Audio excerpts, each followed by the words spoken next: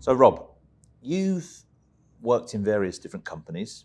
You've been vocal before about the core values of Iceberg and how you've seen that as different to other companies.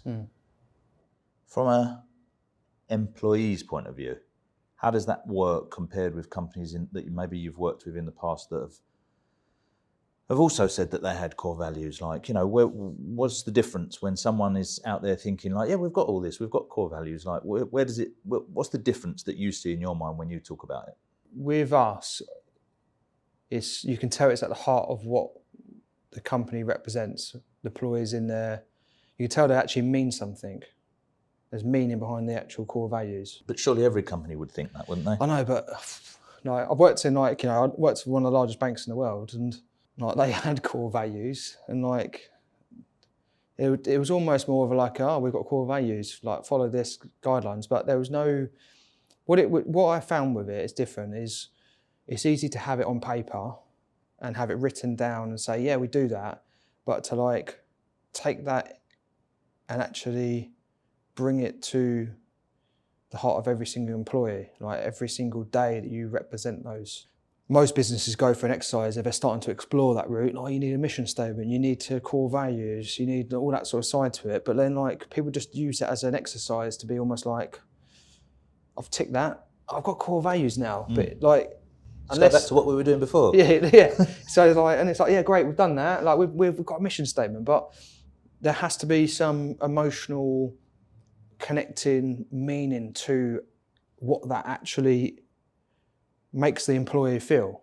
So when you set it up, they've been around, they've superseded my time at Iceberg. So you talk around previous in the past, going from running these businesses where you just put it along, just make some money, and then you evolved into what Iceberg is today. So it'd be great for any listeners out there, what was your journey and what was your concept on going from, I think we should do values, get some mission statement and do stuff, but then how did it come to where I am sat in as an employee of Iceberg, feeling actually, yeah, I have those 3 values and I believe by them? It's an interesting one because I guess in the old version of Iceberg, where we never had core values or a mission statement or a vision or any of that stuff, if someone had said to me, you need to get this stuff in place, I probably would have just thought, it's all just a bit American. There's only, I don't know, at the time there was probably 10, 12 employees, something like that. It's like, really? We need a mission statement. There's 12 of us in a room. I wouldn't have been able to really get my head around it until I started to actually see a purpose for it, and it started to solve what was a real problem for me. And the problem that core values started to solve for me was kind of explained to me you get, well, maybe you don't know, but from an employer's point of view, you get to the stage whereby when you interview people for a job, you don't really have much to talk to them about. You sort of waffle along for a bit. What's your hobbies? Yeah, and they say what they're supposed to say, yeah. And you kind of say what you're supposed to say, and you come away from it either going they seem nice, yeah, or they seem weird, yeah. That's it really, and then you give them the job, and then you start to find out the real person after maybe a few months or 6 months or whatever, and then you go, they're weird, and then you go, they're weird, or you end up with somebody whereby you can't really put your finger on why, but you'd like to punch them in the back of the head. Do you know what I mean? They do everything right on paper, yeah. And they'd happily tell you that to your face as well, almost you end up in this situation where you've got a 12-year-old working for you who is doing what you said you wanted them to do, but they know what you actually want them to do, and you know what you wanted them to do, but they're sort of somehow going, well, you asked me to do this and I've done it, and you're sort of sitting there thinking, that's not what I asked you to do though, is it? And that was the problem that someone told me this could solve.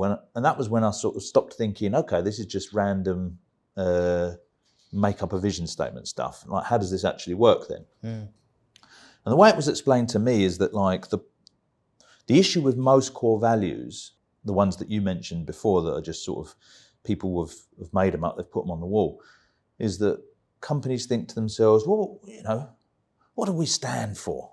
And they list out things like trust, integrity, and stuff like that.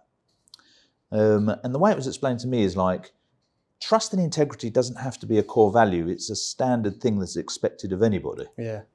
There isn't a company out there that would say one of our core values is to be untrustworthy or to have no integrity. So they're meaningless in the sense that no one's ever going to get caught out for breaking those core values. And if they did, they would get fired anyway.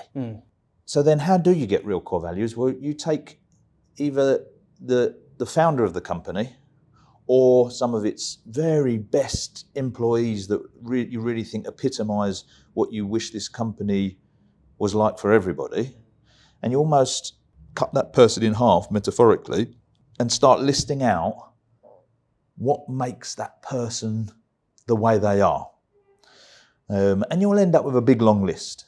And then from that big long list, you can start to discount the things that are just standard in anybody. If you have got things on there like, oh, they're really trustworthy, they're really nice to people, like that sort of stuff, you can kind of go, I'm expecting everyone to be like this. You can cross those ones out.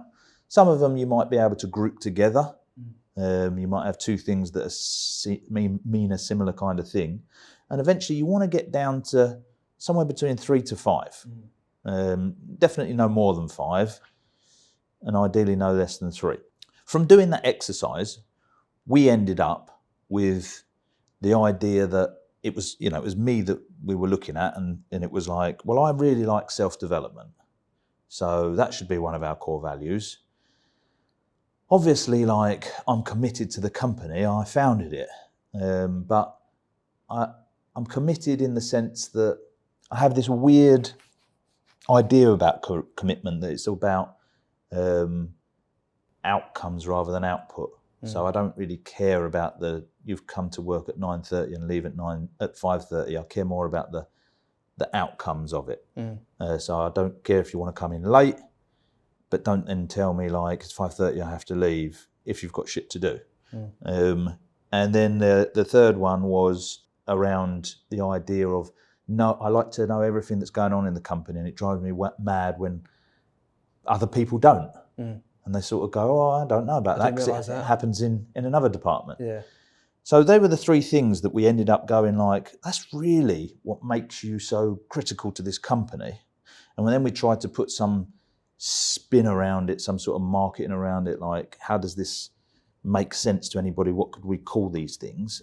And we ended up with be an expert, be committed, be connected.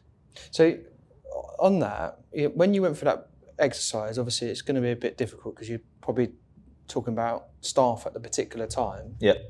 As an owner, were you surrounded by the right people at a time when you did that exercise? Well, this is the thing. I thought I was. Yeah. But then as we got those 3 core values, we then ended up with this template that we were given, which was to grade all of our staff on the 3 core values, or however many you've got. They can either have a plus, a minus, or a sort of plus minus in between, we're not sure, for be an expert, be committed, be connected. And then 3 extra ones, which are, do they get it, whatever it is that you're doing? Do they want it? And have they got the capacity to actually do the job? So capacity to actually do the job might be, I don't know, you need someone to do graphic design, but it turns out this person doesn't know how to use Photoshop. So they may have everything, they just haven't got the capacity to do that particular job. And so once we had that, it's called a people analyzer, and you start to write it all down, pluses, minuses, and you go through, you grade all your stuff. And then at the end of it, anybody that hasn't got all pluses in the core values, anybody that hasn't got all pluses in everything really, is kind of pretty much on the road to, well, you're going to have to get rid of this person. And it was quite difficult because, as you say, like, we had never had this before. So analysing a team that didn't know the rules of the game and saying, well, I'm probably going to have to get rid of these people was difficult. And at the time when you were doing this, did the team know that? Or was it like an exercise you went, right, I'm going to just start exploring this Yeah, no, differently. It was me and Hayley, who's the co-founder of the company, and our most senior member of the team at the time. And the weirdest thing was that our most senior member of the team at the time didn't have all the pluses in all of the boxes, and they were there with us doing the course. And what was eye-opening about it was for me to be able to see them go, yeah, I really need to sort this out. Yeah. Rather than like perhaps if that person hadn't been there, perhaps I would have felt a little bit more like, I can't do this. This seems wrong. And it gave me an opening into the idea that like I don't have to fire everybody. I just have to let everybody know this is where we're going, and give them the opportunity to come with us. They might not want to come with. They might listen to these core values and go, this is why I don't like you, Mark. Like I don't like any of that stuff, and that would be fine. I don't want to be connected. Yeah, like, exactly. I want to hide away and not talk to anyone. And in a way, that would be good because that's that kind of unspoken battle that I mentioned at the beginning that's going on anyway, where we keep having digs at each other. Those politics in the office. The whole passive-aggressive thing that's going on is because actually I want you to be connected to the team and you don't care, you just want to hit your target. Yeah. So anyway, you analyse these people, and if someone's got all pluses but they haven't got the capacity to do the job, that's great in the sense that, okay, well, this person would probably be brilliant in another role because they've got all of our core values, they get it, they want it, they can't do that particular job. So you don't have to fire those people, you can maybe reallocate them somewhere else. But you do ultimately end up looking at it going like, the people that you already knew were an issue are now in fact an issue. And then you have to tell them the rules of the game, and slowly you either end up getting rid of those people. So every quarter you have to sit down with them and go over these core values and regrade people on it and let them know that this is important now. So say on that one, like, because I talk to a lot of agents about this within the innovation and growth program around the growth, because like you need to have your house in order before you even try and grow the business. It's pointless. Like you just never works out. It just actually creates more chaos for everyone. So say you've got an owner in a business, like an estate agency business, and you have your metrics on number of valuations, number of viewings, number of things, and then you go down this exercise, like, how do you feel it would be best to blend core values into that? Into targets. Because you could have someone who's really good doing their valuations, but still not a part of that core values and causing maybe disruption in the office. Right? Well, that's where how do you manage that? Yeah, that's where it gets tricky, because as an owner, you have to also be willing to make are these core values important or are they not important? Which is it? Because I had a salesperson at the time that was our best salesperson by miles. Without them, you would have wondered how we would have done any sales, and they didn't meet all the core values, so I had to get rid of them. And there were several people in the company that thought I was mental, but I believed in it. And it happened to work out. I mean, I don't know. No one's got a crystal ball, have they? But like, we used to have conflict, and this person's answer was always like, "I've done my target." Yeah. And to be fair, I was that employee as well. When I was employed, I was that employee that the boss really just found incredibly frustrating. Same as, I'm sure a lot of the guys listening were that student, that employee. I was that as well. Yeah, and I couldn't understand what their problem was. I hit my target. Why do you want me to do this other stuff? No, I'm not going to do it. So fire me. And I used to feel not untouchable, but like I was doing them as much of a favour as they were doing me. And I couldn't understand it. But now from an employer's point of view, I can see that person is a terrorist. They're going to bring my entire organisation down. They're going to end up saying bad stuff about me, and everybody's going to follow them. And we're all going to walk to oblivion. And if this person ever leaves, I'm completely screwed. So I could see that this wasn't the place to go if I wanted long-term success. Of course, it's different. I don't know, if you don't have any long-term vision or long-term plans for the company, then maybe you're just too caught up on the idea that, like, I don't know, this guy's here just to sell houses. I don't really give a shit. And that's fine. maybe your core values should reflect that in some way, and you'll find more people like that, and you'll all be happy. My core values, like I say, I wanted people that I'd come from a place whereby I didn't have the knowledge to really be successful in business. They don't teach it in school. I hadn't gone to university. I didn't have that knowledge. And so I always wanted to find out more. How is this guy doing that? Even when I was on a stage. And how is this guy buying this house off of me and selling it for like 30 grand more or 50 grand more? I wanted to know that stuff. Yeah. And it frustrated me when someone didn't. So that's a core value for me. And if somebody else has it, it's natural that we're probably going to get along. If somebody else hasn't got it, it's kind of natural that we're probably not going to get along. He's going to find me really annoying that I question everything.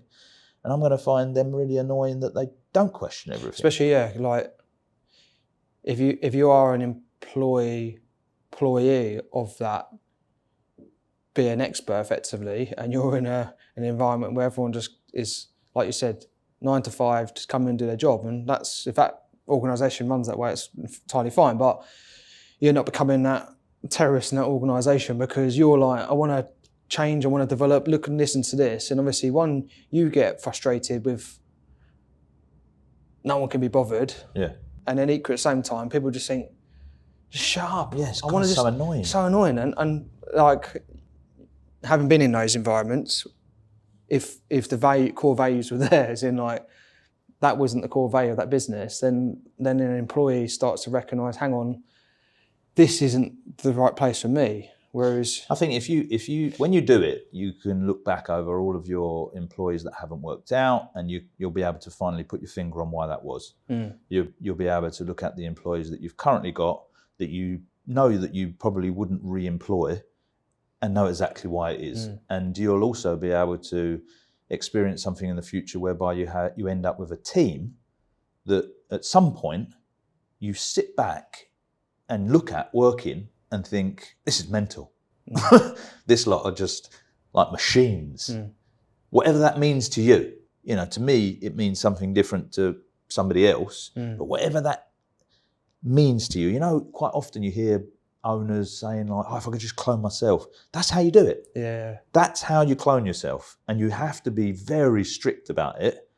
When I interview people for jobs now, not so much anymore where, do I get involved in the interviews, but if I did, and when I did, I would only talk about the core values. I know, yeah. I remember like when I came for the interview, 3 or 4 years ago, it was about, these are our core values and strict by it. And I remember even pre that, I remember, it wasn't like our relationship hadn't even started before that. We were already talking before that, being a client of Iceberg's. But I remember you still breathing the same 3 core values. So when I did come to interview, my expectations were not what my past experience was, because my past experience wasn't in that. But then I can relate to my past experience to them where I can probably prove that with those 3 core values.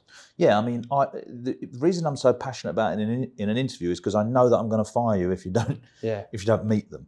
It's not like, oh yeah, whatever, you say that, but no, I know I'm going to. I know that that's going to happen, and so it's going to be a really weird, awkward conversation if I don't make a lot about this in the interview. And that's why it's important, probably going back to what we originally said at the beginning, like if you've got fluffy values that you've just pulled off and gone, I think everyone else, that's what probably most people do, 3 to 5, just pick the 3 or 5 that don't actually represent either, like you said, your core self, or in some cases it could be what you want your business to be in the future.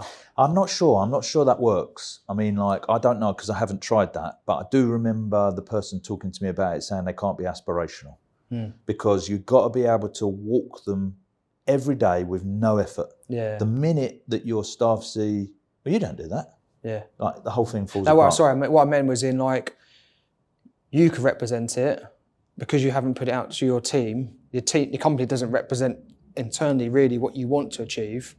So it's almost like by doing the exercise, it's like somewhere down the line, I'm going to probably have different people in those different places that mimic me to give me the ability to actually have the team where it is. Yeah, when we brought it in, none of my team really had those core values. Yeah. And they all did think it was all just a bit weird. Yeah. I'm looking back, trying to remember back now to when we actually brought in and what team I had. And not only did they think it was a bit weird, they didn't really pay much attention to it. And it was just another weird thing that Mark's talking about.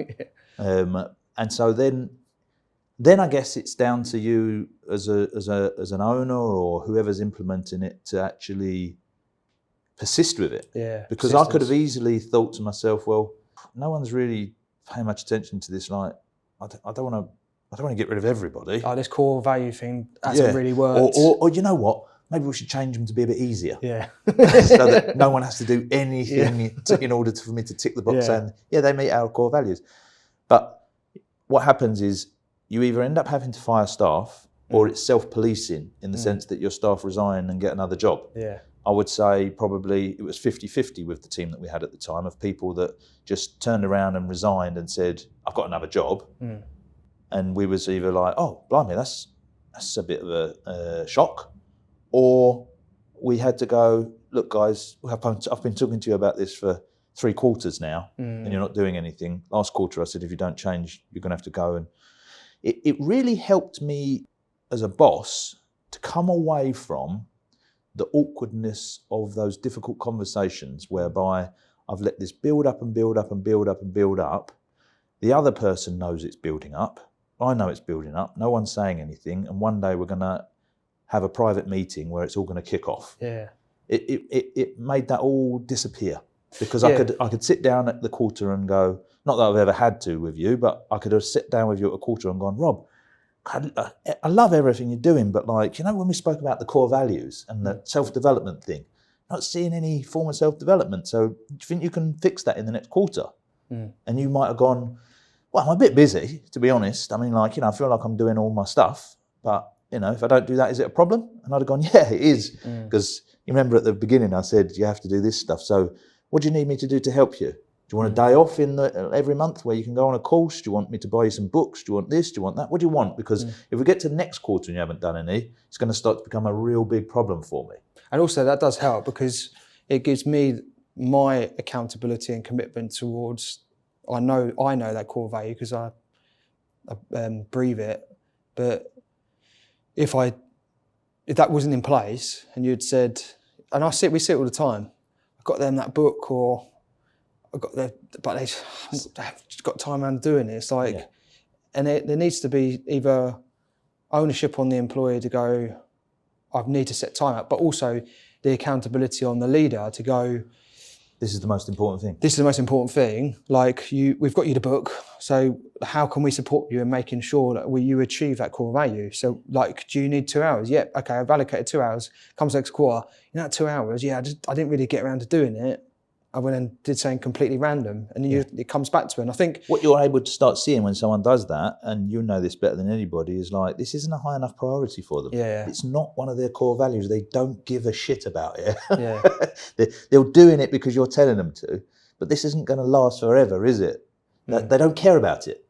Whereas I'd like the person to go, what, you'll give me time off to learn? Oh my God, that'd be like a dream come true. Yeah. It's like, brilliant. Well, here's the time off then. It does give a consistent, like removing targets, removing the business growth, removing like future, what everyone would like to achieve out in the next 12 months of the whole company's direction. It does give the consistency around like, coming to work here on a day-to-day basis, month-to-month basis, year-to-year basis, like core values, unless you go for a new identity change, that stays consistent. And what I found from an employer's part is it's given me a common objective each time and a purpose to go to work because I know what those core values represent and what I need to hit with those. And it gives me some essence of direction. So like I know being connected is not only being connected amongst leadership and all the staff and making sure I commit to our connected newsletter, but also outside of that, connecting to different people and being actively connecting with like just people on socials, talking to people, expanding my network. Whereas if I didn't have that, then it'd be a case of like, I can't bother to get on socials, I can't be bothered to do, I can't be bothered to talk to that person. I've hit my target and be an expert, like each day is a learning day and having that in the environment and being able to what I enjoy the most about it is being able to take something on board. Like if you look at us this morning, me and you had that conversation on the tube coming here about what you've learned, and then what I've learned with my side to it. We've both read an email from our CTO around something that he's found really interesting. And that happens on a daily basis. And like those little micro connections with all of that, not only just expands my mindset, but some of the stuff you tell me and vice versa and everyone else does, all of a sudden it's like a common objective that I've learned something and taken my time, and I've just translated that little snippet from maybe I don't know, 2-3 hours of listening to a particular thing and think, it's really interesting for the whole team. And then by doing that, it's created that little connected energy. Yeah, but self-development is a core value for us. It might not necessarily be for other people. I guess if you're listening to a podcast, then it probably strikes a chord with you, but it doesn't have to be that thing. But what I could never have imagined would happen, it wasn't I just went into this thing and thought, this sounds like it could solve a big problem for me. I'll go with it and see what happens. That was, I don't know, 7-8 years ago that we did that. So I can tell you now, 7-8 years down the line, the impact's phenomenal because, like you've just pointed out there, actually the staff police it. They police it themselves. Like someone comes on board and doesn't do the core values, I don't even have to get involved with it. Everyone's just a bit like, this guy's weird. Yeah. It just doesn't seem that interested. And that particular employee maybe thinks, you are all weird. So there's like some sort of cult. But whatever. I mean, although it doesn't seem it at the time for the employee, it's beneficial for them to not work at that place. It's not good for your mental health to work in a place that you hate. And so you hold on to this job because I need a job.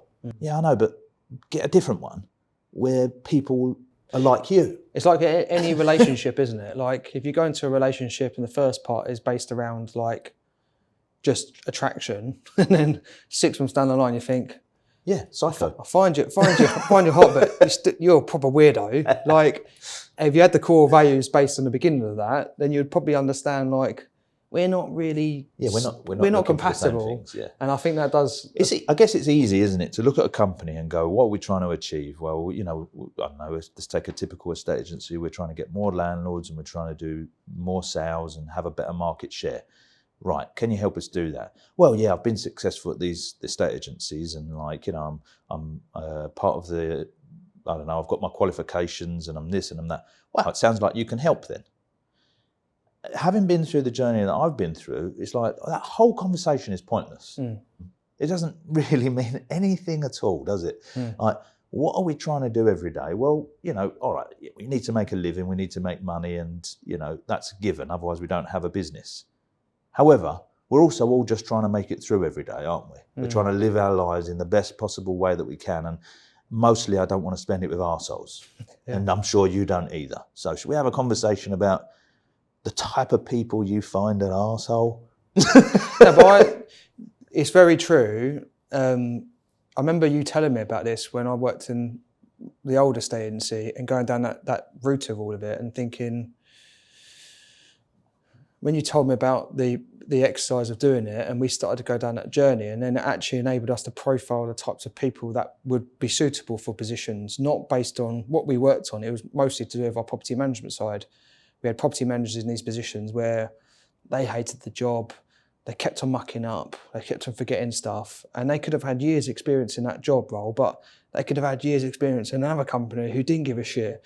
And then it just brought it through us. And what we found, profiling the type of values we needed within that, we ended up standing like we needed people from high-end hospitality because we wanted someone who, we had one of them was like being memorable, as in like a lasting memorable experience, whether you're a landlord or a tenant or anyone walking through the door, rather than just being agency X. And that started to resonate when you started to then bring that forward and you thought some of the core values people would think, be memorable. I'm just trying to do my job. Just going to try and do my job. Right? They've got a leak, done it, sorted it out, put a phone down.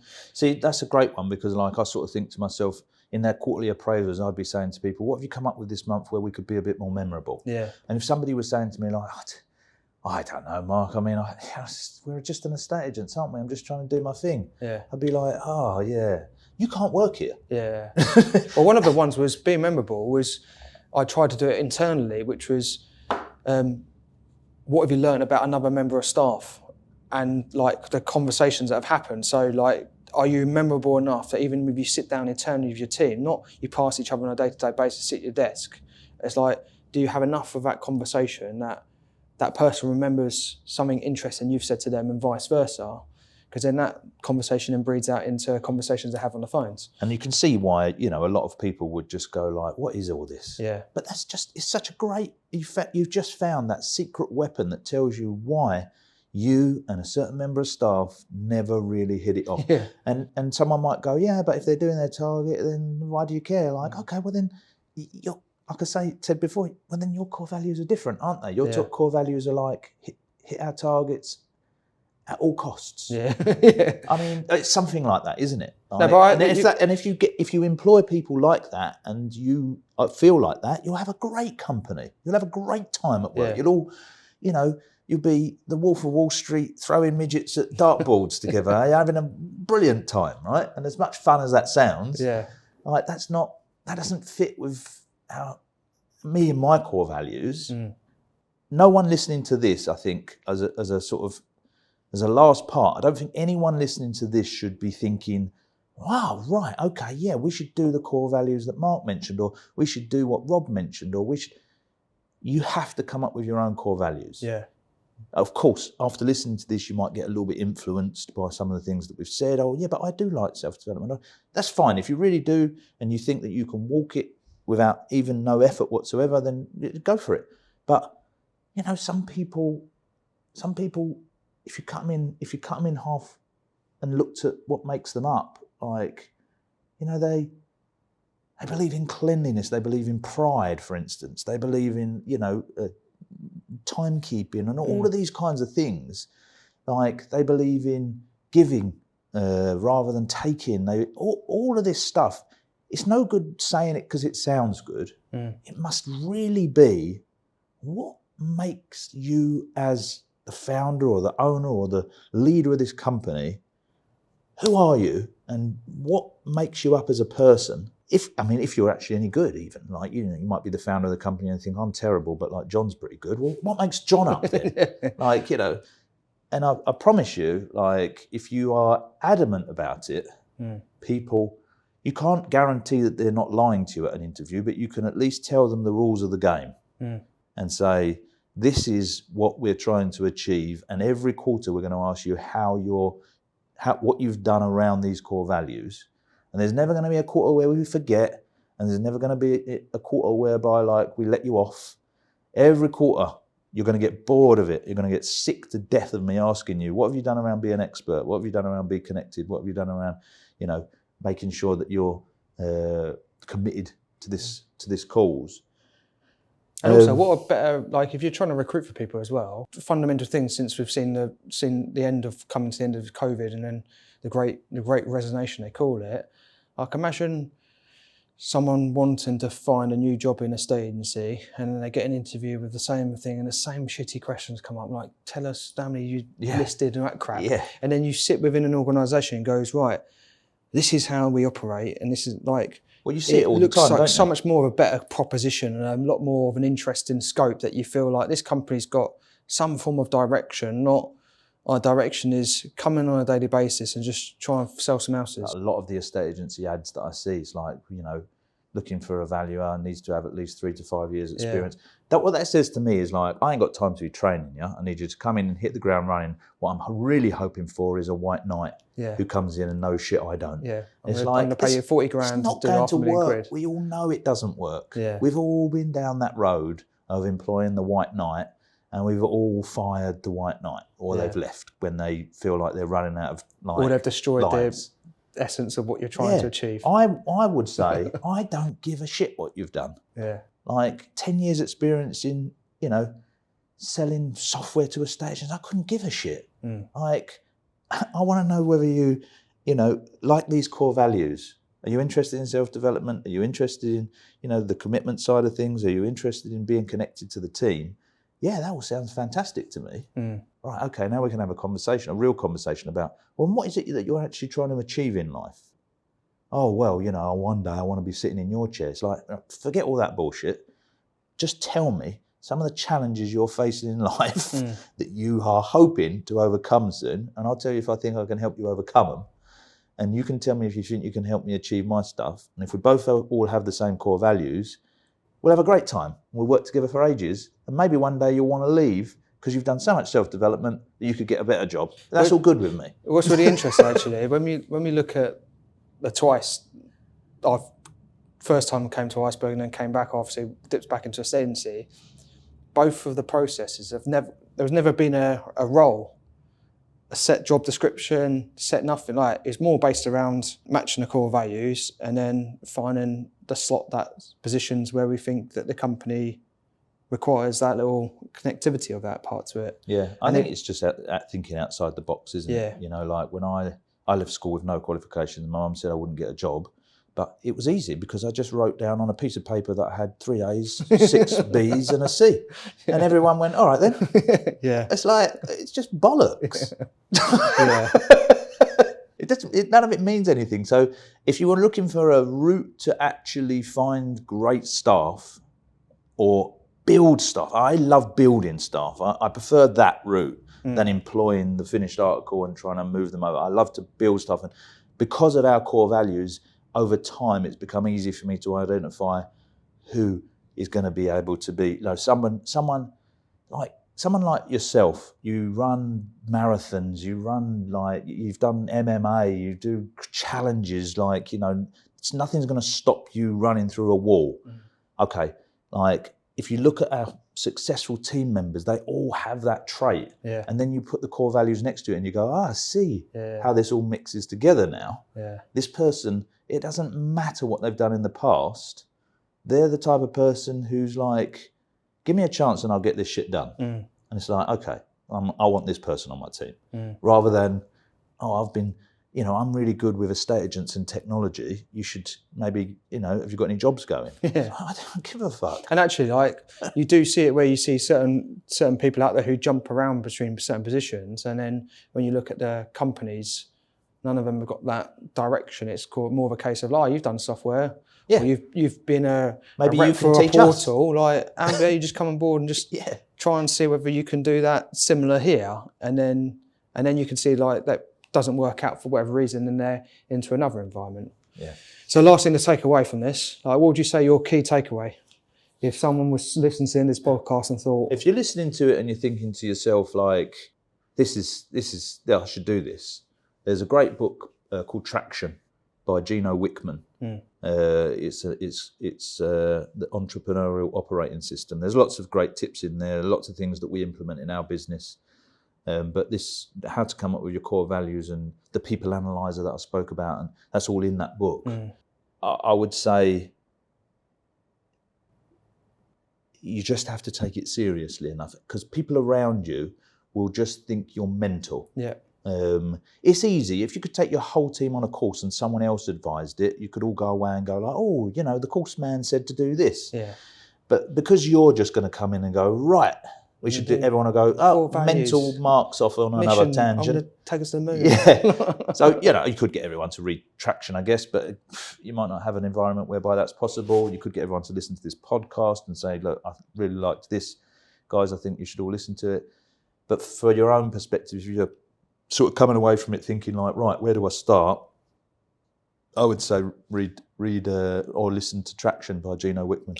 I've quite a few times where you've mentioned that to people and they've gone off and read that, it has been transformational. There's also the Estate Agency X7 or 6. A lady called Julia spoke at our event. 6. In the Estate Agency X platform, there's the actual video of her talking, and she is a qualified EOS practitioner, and she does a great presentation around it. So I highly recommend people finding that in the Estate Agency X platform and having a watch of that first before they maybe try and dig into that book, because it will make a lot more sense if you watch her presentation. Yeah. And then if you're still into it after that, maybe listen to the book. Thanks for listening to this Estate Agency X podcast. Can you make sure that you're actually subscribed to this podcast channel if you liked the content? It helps us massively to get better guests, and it just helps us generally. So you might think you're subscribed, but just have a double check, whatever your podcast platform of preference is, that you're actually subscribed. And then that way we can continue to grow the channel and get better and better guests for you.